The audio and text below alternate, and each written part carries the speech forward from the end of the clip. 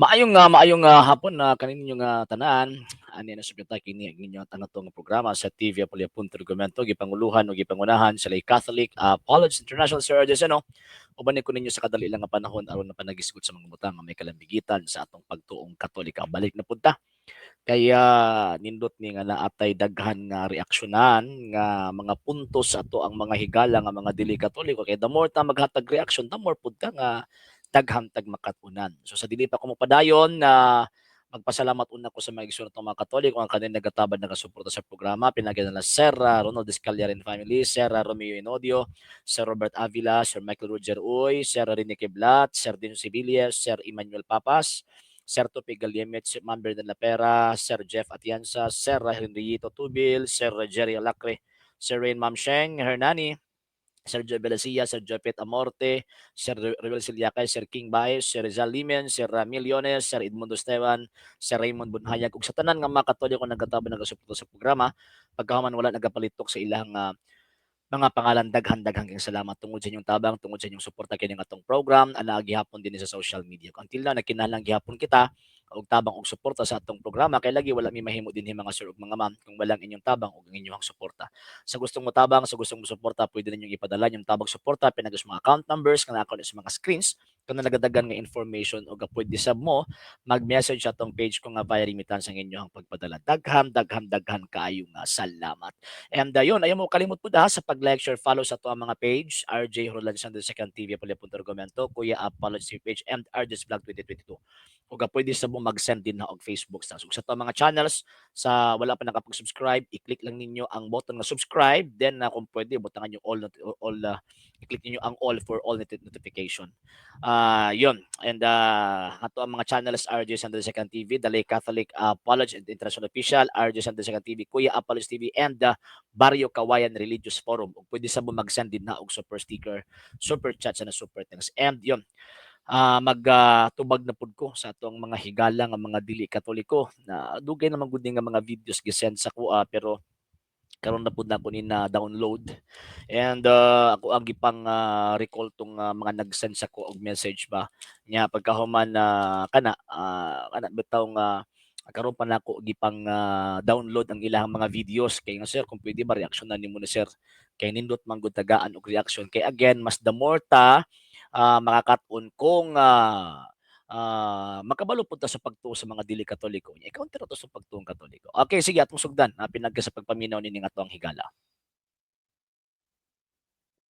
Pa mugamit og referensya aron pangitaon ang kamatuoran.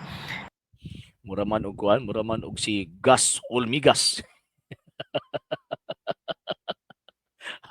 Ato sa ipadayon nga mura distract ko sa iyang kuan. Murag si Gas Olmigas. Continue na to. Naara sa Biblia ang kamatuoran ug ang Biblia ray gamiton pagpangita sa kamatuoran makit-an dayon kay naara dira. Ang kamatuoran mao ni Matthew 5 unsay gingon ni Hesus, wala kumayani aron sa pagbungkag sa kasuguan kundili sa pagtuman ni ini. Naara day sa kasuguan ang kamatuoran mga higala. Bulsa tumana ang kasuguan, Sabado napulo kasugo, apil ra ang Sabado. Ug ang balawod sa pagkaon sa maayong panlawas nga gisugo sa Dios aron kita 2 Corintios 6:17 aron dili na ta mohikap anang hugaw mga butang ayaw na mohikap niya na anhi ta sa mga butang nga limpyo nga ipakaon sa Ginoo nga mao mga nanap nga limpyo. Leviticus 11 gani ragbasa dira kay naara ang nakasulat. Actually katawa ko ning ato ang higala. Abot sa kay nagkaon na ni ano nga mura magkaw katsubong. Okay, first point. Ingon niya di na daw ta kinahanglan mo gamit og tawag ining mga referensya pero tanawa na ilang mga pastoy. Even ang ilahang tawag ining mga libro kusog kay mo gamit og mga referensya. Badlo nga una ng inyong mga pastoy amigo. Kay kung imong di na kinahanglan mo gamit pag mga referensya pero kusog kay mo mo gamit og mga referensya ilabi nag-atake sa Katoliko. Di ba? Tanawa na si Pastor Bacalares, kusog kay mga atake kato si George Tibugol, kusog kay mga atake to, kusog kay mo gamit og tawag ini mga referensya naapoy depensor nga SDA ingon po siya di pwede nga Biblia lang. Ya pagkauman sa imuha karon di na kinahanglan mo gamit pagreferensya. Dakong binangag na tawag ini nga amigo niya. Pero ang kalainan na naman gud sa mua, amigo, kining ato ang amigo nga Seventh-day Adventist. Ang kalainan lang sa mua kay ang amo ang ginagamit mostly pag magpamatuod mi ilabi simbahan, mogamit gyud mi og standard reference. Dili mi pwede nga mogamit lang og referensya kay even ng mga pocketbooks pwede siya magamit as references pero dili siya standard. Nya ang atong gisgutan magud dinhi is about truth kamatuoran So buti pasabot mangita tag libro nga nagsulti sa gitawag og kamatuoran. Unya ang kamatuoran namang gitawag og religious truth and secular truth. Unya dili pwede nga ang religious truth o ang secular truth magsumpaki na kay kung magsumpaki ng religious and tawag ining secular truth mahulog na ang religious truth mahimo na lang siyang imagination or mahimo na lang siyang myth or mahimo na lang siyang legend. Mo na hinungdan nga mogamit gyud kinahanglan gyud ta mogamit og standard reference kay para pagpamatuod na kanang gisulti sa balaang kasulatan tinuod gyud na nga nahitabo. Kay ang Ginoo nga Kristo dili lang man kay siya kana bitaw nga religious figure kung dili usap pud siya ka historical figure. Kay historical figure man siya so naay mga nalatid sa kasaysayan concerning sa iyang magipangtudlo, sa iyang pagkinabuhi o ilabi na sa iyang pagtukod sa iyang iglesia. Ug tataw og tin-aw nga si Kristo nagtukod og iglesia, mo ni kamatuoran na St. Matthew chapter 16 verse 18 na nagtukod sa iglesia ug sumala sa kasaysayan kanang iglesyaha mo nang iglesia katolika. Nga sumala pa ni San Pablo, 1 Timothy chapter 3 verse 15 na kanang iglesyaha mao ang haligi og patukuranan sa tanang kamatuoran. Nya according sa history mo ng Iglesia Katolika, di ba? O dili na Seventh-day Adventist kay ang Seventh-day Adventist, kuan man gud siya tawag ini nga gitukod ng mga Amerikano. Ako ginang ginabalik-balik kanina ato ang gireaksyonan Seventh-day Adventist gyapon karon Seventh-day Adventist na pod. Number two, ingon pa niya, naara sa Biblia ang kamatuuran. Uy, imuhang tawag ay nang gisupak ang balaang kasulatan. Di ba ka makabasa sa Biblia nga naara sa Biblia ang kamatuuran? Wala way gitudlo ang mga apostol ana. Kay nga naman kay ang kamatuoran di nimo mahiktan sa usa ka libro. Kung dili ang kamatuoran ipasangyaw sa tibuok kalibutan, dili kay ipabasa sa tibuok kalibutan. O tanawa St. Matthew chapter 28 verse 20 unsa may giingon ni Ginoong Kristo tudloi sila sa tanan nga akong gisugo ninyo. Wa man ingon si Kristo nga pabasaha sila sa tanan nga inyong gisulat. Biblia naara si Biblia ang kamatuoran pag sure oy. Mabita ang mga banggiitang mga Bible scholars pag magbasa ng Biblia ngita nag mga ebidensya pag-prove nga makita ang gyud na kanang gisulti sa Biblia tinuod na.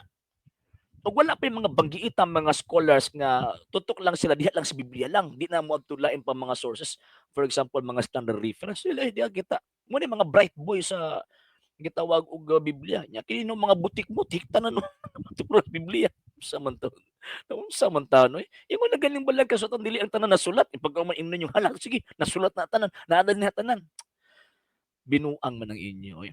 Thirdly, ingon pa niya St. Matthew chapter 5 nga ingon si Ginoong Kristo wala ako moani aron pagbungkag sa balaod. Usa man ang balaod na giskutan din ng Kristo. Refer man na sa moral law. Ano man kay sa pag-abot ni Ginoong Kristo ang sabbatical law ug ang ceremonial law gitangtang na niya. Ang ceremonial law apil na dito ang pagkaon, di ka muhikap sa mga mahugaw, o uban pa nga mga tawag inang seremonyas nga kalambigitan sa pagtuong Hudyo. Ang sabbatical law, mo lang gingon istrikto gyud nga dapat ikapitong adlaw ipapahulay mo ra gyud nga tong sundon. Mao na. Nga naman kay ang kanang moral law gi-interpret na sa mga Kristiyano in Christian interpretation, dili Jewish interpretation. Tungod kay ang kadtong mga balaod human sa kamatayon ni Ginoong Kristo paso na tong tanan ang nagpabilin o gituman kadtong mga moral law. Maproblema ani kay di pud siya makasabot anang moral law, di ba? So ingon ana ang tawag ining puntos So ang moral law nagpabilin mabitaw nga simbahang Katoliko nagyapon ang mga moral law unya kanang adlong igpapalay interpreted into Christian concept and interpretation. Di siya pwede i-interpret in a Jewish interpretation. Kaya kung in a Jewish interpretation, dito lang katawag ini magsalig. So, kadtong 603 laws ay dapat sundon pa to nimo gihapon. Oh. So, bot pasabot dili pwede. Kung Jewish interpretation itong sundon, dapat kita sa Christian interpretation. So sa Christian interpretation, kanang giingon nga Sabat din ha, ang essence kay worship. So ang mga Kristiyano niingon nga ang atong pagsimba, ang essence sa Sabat nga atong sundon kanang pagsimba kang Kristo adlaw Domingo. Yan. Fourthly, ingon pa niya nga naa daw sa kasuguan ang kamatuoran. Wa may mabasa sa Biblia na naas kasuguan kamatuoran.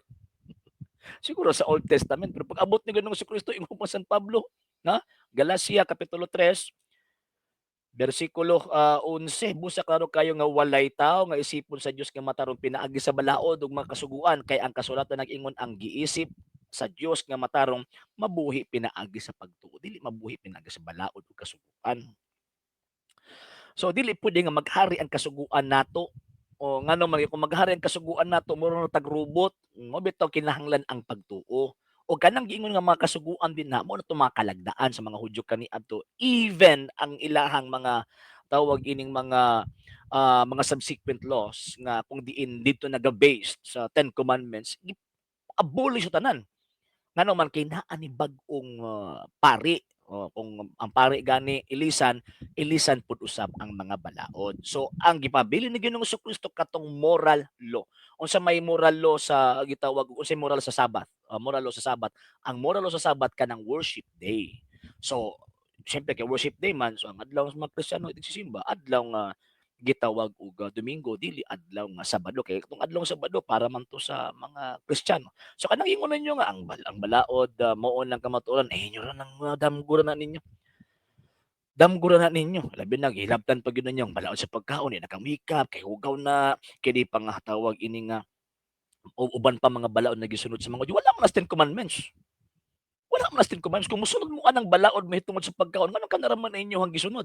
Ang katong uban nganong wala man ninyo gisunod, di ba? Sumala sa Santiago, supakon gani imong usa, gisupak nimo ng tanan. So kung wa nimo sunod tong ubang mga balaod na kauban anang ayaw pagkaon, ayaw paghika, puguban pa, imong gisupak ang tibuok balaod. Di maimpirno ka og diha ka nabuhi sa balaod.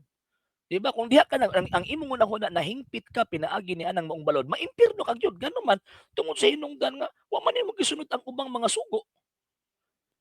Kadaghang mga sugo gisulti, iniabot og 613 laws kung ato ang sundon ang Jewish interpretation sa gitawag og balaod. Di ba? So imagine mo ha, imo ang tawagan ng kuan ba ato ang tiglumon pagsakto. Ang ato ang pagsabot diha gitawag og bala ang kasulatan. So kung mingon ka nga kana lang imong sundon, gipili lang nimo abot pasabot, kung wa nimo gisunod ang uban, so buti pasabot wa nimo gisunod ang tanan, even ang napulo ka sugo, di ba? Oh, kung sundon nimo ang balaod sa Hudyo, pero kung sundon nimo ang balaod sa Kristyanismo kanang tanan wala na na. Muna mo San Pablo ay ang kining mga butanga kanang mga butang imong gipagaskutan pagkaon, pag-inom, adlong ipapahulay, landong lamang kana sa butang umaabot og ang fulfillment si Kristo. Oh. Sa mga adlaw si Kristo gasimba, adlawng Domingo, di ka makakita sa mga apostol nga ang mga apostol nagsimba kang Kristo adlawng Sabado, wala. Namin ni sulod nga mga apostol sa sinagoga kanang sa buhat sa mga apostoles pero dili man sa nisulod dito aron tawag ining unsa na kanang mo-profess sa pagtuo sa mga Hudyo ilabi na sa adlaw sa Sabado or kaning tawag ining adlaw sa Sabbath or pagsimba nila kanang Jewish worship nila no. Nisulod sila dito aron i-convert ang mga Sabadistang tinuod kay kamo mga piki man mo. Kay kanang inyong pagkasabadista made in America man na dili man na made from Israel or Jerusalem. Dili. So manang bisag pag unsaon tawag ka ng patik-atik, mahagba gihapon mo nga naman kay ang mga ebidensya, ang mga correct nga interpretation sa nakasulat sa Biblia dili mo dapig ninyo. So wala pa nakapag-follow sa itong mga pages, i-follow ninyo itong mga pages, RJ Horolan Sanders, Second TV, Apulia.Gamit page, Kuya Apologies TV page, and RJ's Vlog 2022. Pwede sa mag-send din ha og Facebook stars. So itong mga channels, Sa wala pa nakapag-subscribe, subscribe din yung atong mga channels dali Catholic Apologist Interest Official, RJ Sandro Second TV, Kuya Apologist TV, and the Barrio Kawayan Religious Forum. Pwede sa mag-send din ng super sticker, super chats, and super thanks. And sa tanang mga Katoliko na gustong mutabang sa atong programa, pwede ninyong ipadala yung tabang suporta, pinagos mga account numbers, manakaroon din sa mga screens ka na nagadagan nga information, o pwede sa mo mag-message ato ang page kung via remittance ang inyong pagpadala. Daghan kaayong salamat in advance. Okay, so kana lang una mga sir ug mga ma'am gikan sa Cebu Puerto sa TV Apolya.Argumento gipanguluhan ug gipangunahan sila Catholic Apologist International sa akong mga kaubanan sa L6 na mga Katoliko nagasubaybay, nagatabang, nagasuporta sa programa kini yung ubos nga lagad ug sa pagtong Katoliko Sir Arjo Sano, temporaryong manamilit kinyong umingon Ecclesiam Servire et Fidem Catholicam Defendere. Maayong adlaw yung tanan. Ave Maria, Viva Cristo.